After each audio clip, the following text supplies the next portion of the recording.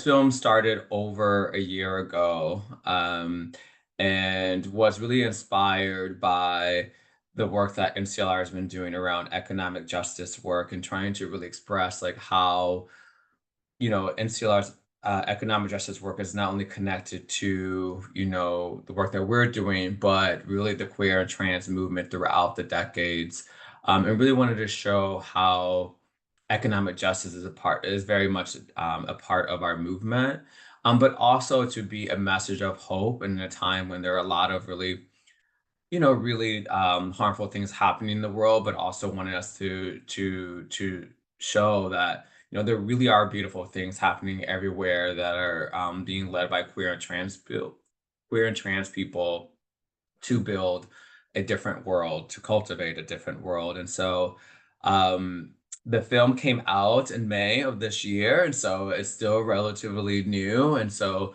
we really hope that this film inspires you and that you can share with other people. The film does include a companion piece called A Dream Kit, which is a zine to cultivate and to build a different world together. So check out that at our website at weareabundant.org. But I'll just let the film speak for itself. And then once the film is done, it's about 11 minutes long. And then we'll just engage in a conversation to talk about like our reflections about the film.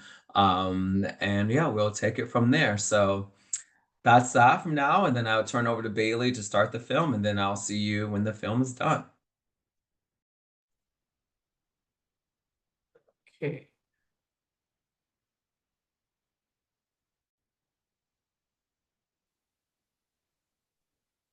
Do we all see that?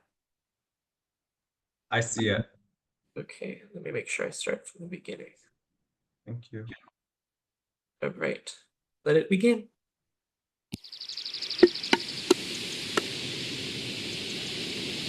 Wake up. Wake up. Despertemos. Wake up. 1 in 5 gay people are in poverty. Wake up. It's time. It's time. It's time. Es el momento. It's time to meet these injustices with love. You're worthy of a new world, and you're a part of creating that new world. We have power. We have leverage. We are the ones. We are the ones. We are the ones that we've been waiting for. Things can change. We have the power to change them, and that change starts today. If we look at the earth, we know that things move and exist in right relationship with one another. The seedling that a little bird will pick up from one place and drop somewhere else will then become the nourishment for another being. We live in a world of abundance. Just because I share something does not mean that then I'm lacking, because that person who I offered something, maybe they will be the ones that will offer that back to me, or maybe somebody new will offer something that I may need in the future. And so shifting from a scarcity mindset to a mindset of abundance allows us to imagine and to savor what is actually possible. My experience as someone that grew up under the poverty line, and everybody was struggling, but like we took care of each other, and like there was a big network where people often didn't have like a lot of money, but like we had a lot of joy and we had a lot of, love for each other.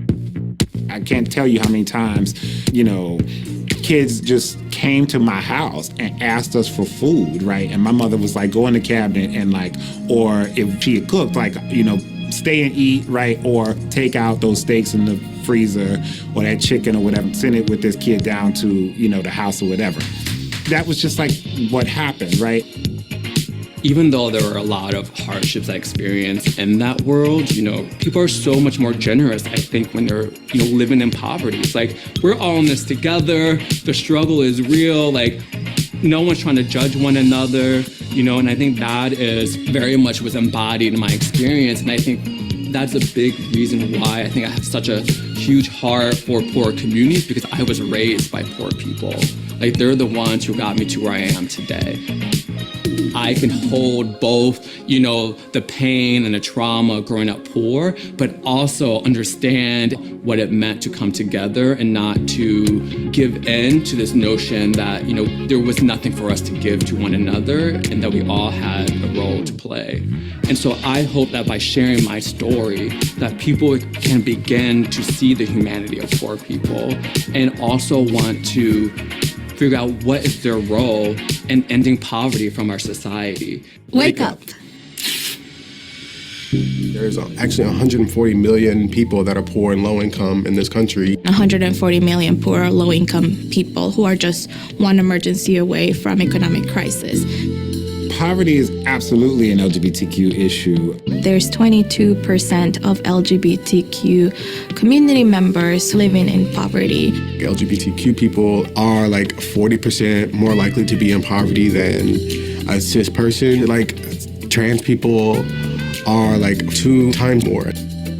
Being queer and trans is inherently revolutionary, and that includes destroying an economic system that effectively puts people into poverty, and not only that, but thrives off poverty itself.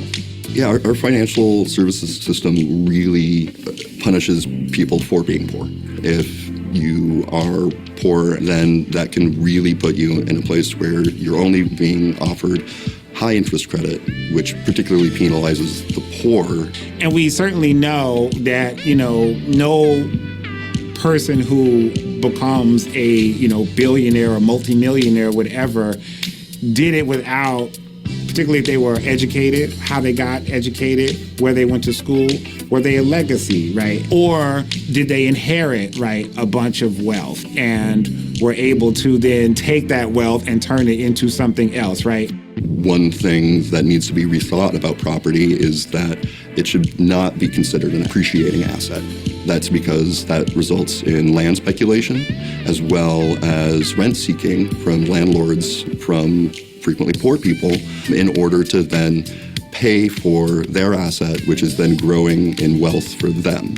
Feeling the shame and thinking that it is your fault to be in poverty only serves this system. We need to come together, we need to strategize together, and we need to join forces to improve the material conditions of absolutely everybody, because it's possible. Every political system, economic system, right, for the course of human history has ebbed and flowed, fallen apart, something new has emerged. So just because we live under this particular system now does not mean that it will be here forever. When we think about like LGBTQ rights, like movements that we have today, like all of those started with the poor. Like Stonewall was an uprising of the poor. We all can get it done, right? And wherever you sit, right? In some ways, I believe what, Malcolm X used to say, which is, you don't have to be a radical and join the Nation of Islam, right? Or to be a radical. You can be radical and work at the post office. You can be radical and be a school teacher, right? You can operate from various sort of positions in terms of work or where you live or whatever. The question is, are you able to think about and operate from a position of valuing human life and the life of living things on this planet as a first and foremost sort of principle? And then everything then has to kind of, for me, flow from that, right? Creo que sí puede pasar si todos nos ponemos o nos sincronizamos y deseamos lo mismo para este mundo. No hay que pisotear a nadie para poder sobresalir. Hay que saber vivir y hay que luchar por nuestros sueños. Wake up. I think there's a world where, we don't center money and we don't center greed and wealth accumulation. I think that we can accumulate other things like flowers, you know what I'm saying? Like, community. It can be friends and it can be a relationship with people. I think there's an ideal world for me is a world where like love is like literally at the center. Like we all deserve to live in a society that not only recognizes who we are, but also that makes sure that we have food, housing, healthcare, transportation, clean air, clean water, community, art, culture, love. Every single human being not only deserves that, but needs it. Well, what if we actually just ask people, what do you need? Like, and instead of having, TANF over here and homeless services or housing, Section 8 over here or whatever, give people the resources they need to take care of themselves. Period. End of story, right? I would like to see the end of utilizing debt instruments in order to finance human needs such as higher education or housing. ¿Qué es lo que yo quiero ver en el mundo? Igualdad. Igualdad para todo, igualdad para el respeto a los géneros, igualdad económica, igualdad de recursos. We all must fight for the rights and the dignity of all of us. Wake up. My hope is that in this moment that we can tap into that revolutionary spirit. And a spirit that not only looks out for queer and trans people, but for all humans. Because at the end of the day, I think there's only one liberation movement. And that is a liberation for all human beings and to ensure that we live on a planet that is healthy and thriving. That is our calling. Yeah, like how to live with each other. And so I think that it takes discourse. It takes, like a good conversation, honestly.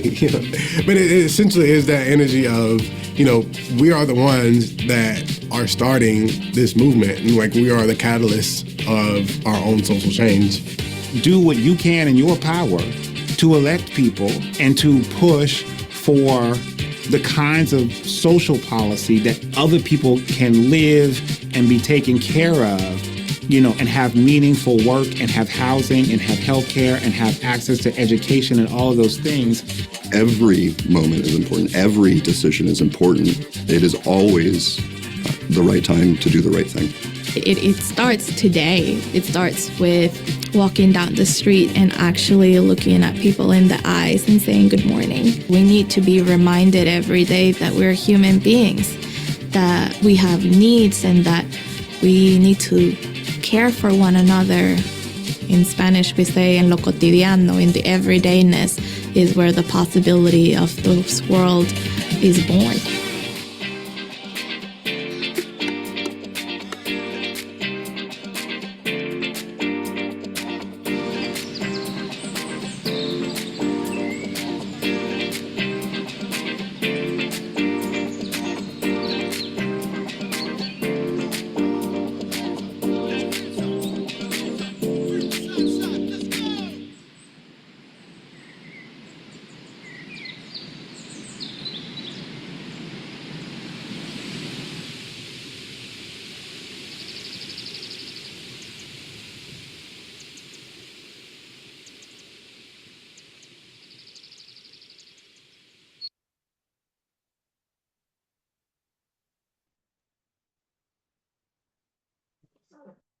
All right. Well, I definitely cried. Yeah, so I would love to just kind of hear folks' initial responses. Yeah, because you obviously heard me in the film, so if anyone has any initial thoughts, I would love to hear them.